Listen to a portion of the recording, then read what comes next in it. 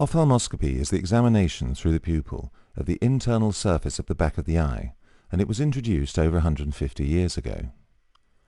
It remains an important skill because it will help you to diagnose not only intrinsic eye pathology, but also systemic diseases through their ocular manifestations. The principal aim of this video is to teach you how to perform ophthalmoscopy using the direct ophthalmoscope. We're going to divide up this task into 3 stages.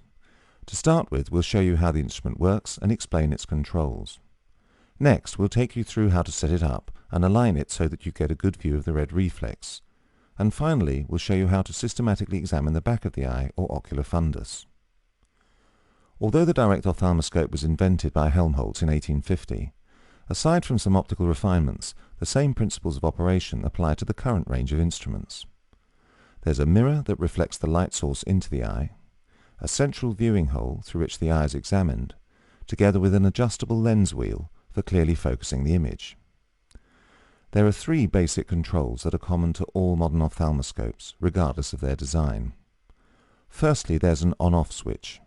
This also controls the brightness of the light and is usually found on the top of the handle.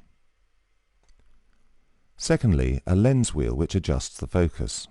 This is mounted in the head of the instrument and carries a graduated range of lens powers around its edge. Dialing this wheel clockwise increases the lens power. This moves the focal point nearer the observer. Conversely, anti-clockwise rotation effectively decreases the power of the intervening lens, which moves the focal point further away from the observer. The third control is for the light aperture. It's usually found on the front of the instrument as a dial or small lever. It allows you a choice of different shapes and sizes of apertures. This choice usually includes slits as well as green or blue filters. So you should now have a clear idea of how the instrument works and how to use the 3 controls. Let's move on to see how to use the ophthalmoscope for examining the red reflex and then the ocular fundus. Think of this in a sequence of 3 steps: preparation of the ophthalmoscope, followed by preparation of the patient, and finally examination of the eye. To prepare the ophthalmoscope, turn it on and check that it's working. Then select a large round aperture for illumination, and finally rotate the focusing wheel so that it's set to 0. The instrument's now ready to use. Next, preparing the patient. Get them sitting comfortably before you begin. Ideally, you should dilate both pupils to get a clear view. 1% tropicamide given a quarter of an hour beforehand is safe and usually adequate for this. If the patient wears glasses, then generally they're better removed because they often produce reflections and artifacts, and they can be physically awkward during the examination. However, if they're particularly high-powered, then it can be helpful to leave them on because the ophthalmoscope lenses alone may not be powerful enough to neutralize a high refractive error. With the ophthalmoscope and patient now prepared, you're set to proceed with ophthalmoscopy. To keep their eyes steady, you'll need to give them an object straight ahead that they can gaze at with one eye while you're examining the other. Use your right eye and right hand to examine the patient's right eye, and vice versa for the left eye. You can gently place your other hand on their brow. This helps you to steady yourself and also enables you to lift their upper lid when you need to. Now shine the light into the pupil and observe the red reflex.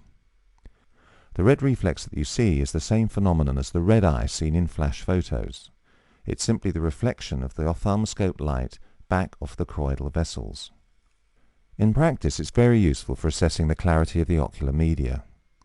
Any opacities, such as a corneal scar, a cataract, or a vitreous hemorrhage, are backlit by the red reflex and silhouetted in the pupil. If the opacity is particularly dense, then the red reflex will be abolished altogether. Having looked at the red reflex, you're now ready to examine the fundus. To do this, align yourself about 15 degrees temporal to the visual axis, and you'll be approximately in line with the optic disc. In this position, keep the red reflex in view and slowly move towards the patient. Rack the lens wheel clockwise as you do so to stay in focus as you get nearer. Your primary aim is to identify the optic disc and keep it in focus using the lens wheel. Having found the disc, what do you do next? Well, you use it as your reference point, a sort of base camp for exploration of the rest of the fundus. Look in turn at its margin, its colour, and its central cup. A healthy optic nerve head is an orange-pink colour with a clear disc margin and has a central cup from which the vessels emerge. Having examined the disc, go on now to look at the major blood vessels as they radiate out from it and form the 4 vascular arcades that supply the quadrants of the fundus.